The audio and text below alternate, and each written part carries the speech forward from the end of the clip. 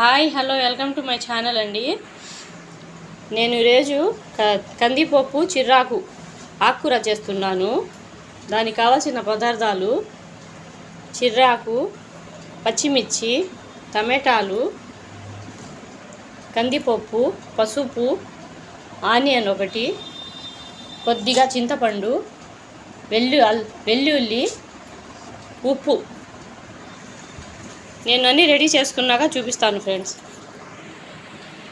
చూడండి ఫ్రెండ్స్, నేను పప్పుని బాగా కడిగి పెట్టుకున్నాను. ఇందులో కొంచెం ఆయిల్ వేసుకుంటున్నా. ఆయిల్ వేసుకుంటే మాకు పప్పు తొందరగా ఉడుకుతుంది.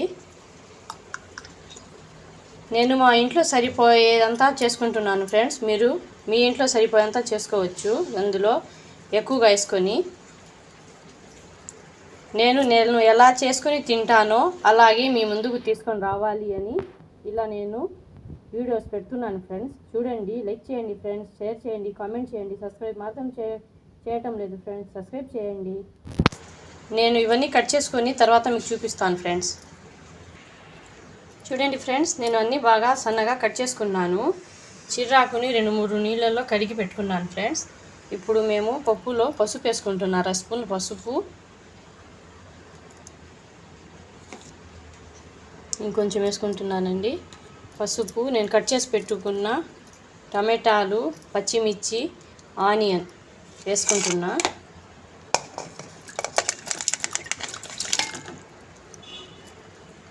చూడండి ఫ్రెండ్స్, ఇది చాలా బాగుంటుంది.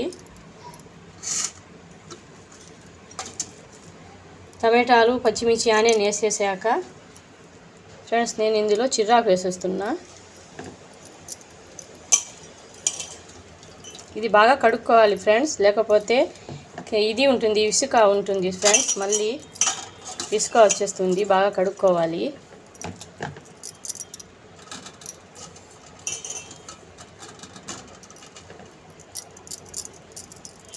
చూడండి ఫ్రెండ్స్, ఇలా వేసుకున్నాను నేను. ఇది కడిగిన చింతపండు పైన వేసేస్తున్నాను ఫ్రెండ్స్.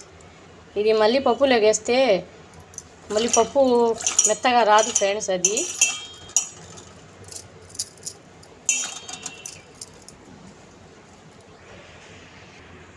ఈ ఆకుకూరలోకి ఉప్పు చేప చాలా టేస్టీగా ఉంటుంది ఫ్రెండ్స్. ఈ ఆకుకూర చేసి మీరు ఉప్పు చేపతో తిని నాకు కామెంట్ చేయండి ఫ్రెండ్స్. చాలా ఎమ్మీగా రెసిపీ ఇది.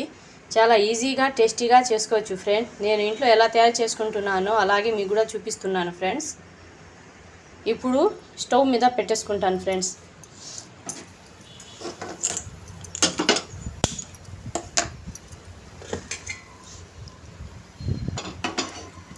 స్టవ్ మీద పెట్టుకున్నాను ఫ్రెండ్స్. ఇది నేను 3-4 విజిల్స్ వచ్చేదాకా పెట్టుకుంటాను. మెత్తగా కావాలి మాకు పప్పు. తర్వాత చూపిస్తాను ఫ్రెండ్స్. విజిల్ పెట్టేస్తే 3-4 విజిల్స్ రావాలి ఫ్రెండ్స్.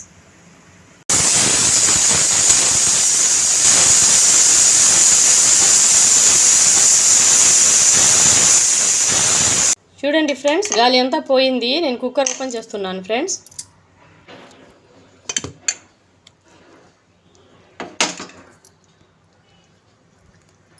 చూడండి పప్పు ఎలా మెత్తగా అయిపోయిందో. ఆకుకూర అంతా చాలా మెత్తగా అయ్యింది. దీంట్లో సరిపడేంత ఉప్పు వేసుకోవాలి.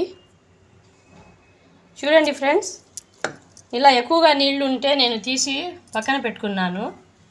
ఇందులో తగినంత ఉప్పు వేసుకుంటున్నా. టేస్ట్ చూసి మళ్ళీ వేసుకోవాలి. ఈ పప్పు గుత్తితో మేము చాలా దీన్ని మెత్తగా చేసుకుందామండి. తర్వాత మీకు చూపిస్తాను. ఇలా మెత్తగా నలుపుకోవాలి. నేను ఇంకొంచెం సాల్ట్ వేసుకుంటున్నాను. ఇందాక తీసి పక్కన పెట్టుకున్న వాటర్ వేసేస్తానండి. ఇందులోనే రుచి ఉంటుంది, ఇది పడేయకూడదు. ఇప్పుడు పోపు వేసుకుంటానండి. స్టవ్ వెలిగించి గిన్నె పెట్టుకుంటాను. గిన్నె కాలాక ఆయిల్ వేసుకుందాం.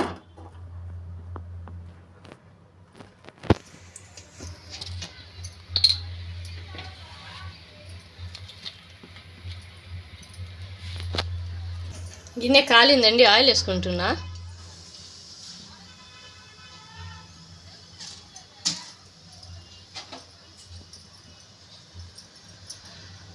ఇందులో జీలకర్ర ఆవాలు వేసేస్తాను.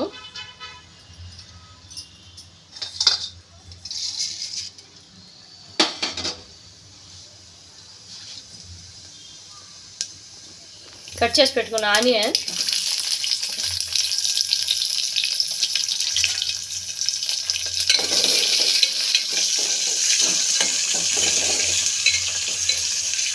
ఇది కొంచెం కాగాలండి. చూడండి ఫ్రెండ్స్, ఇది కొంచెం ఎర్రబడ్డాయి. ఎండుమిర్చి, వెల్లుల్లి రెమ్మలు వేస్తున్నా.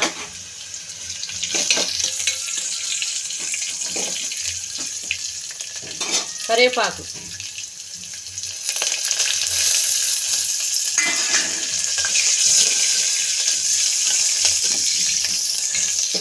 ఇది కొంచెం దూరగా చేసుకోవాలండి, ఫ్లేవర్ బాగా వస్తుంది. దూరగా కాలిపోయింది. నేను పప్పు వేసేస్తున్నానండి. ఆకుకూర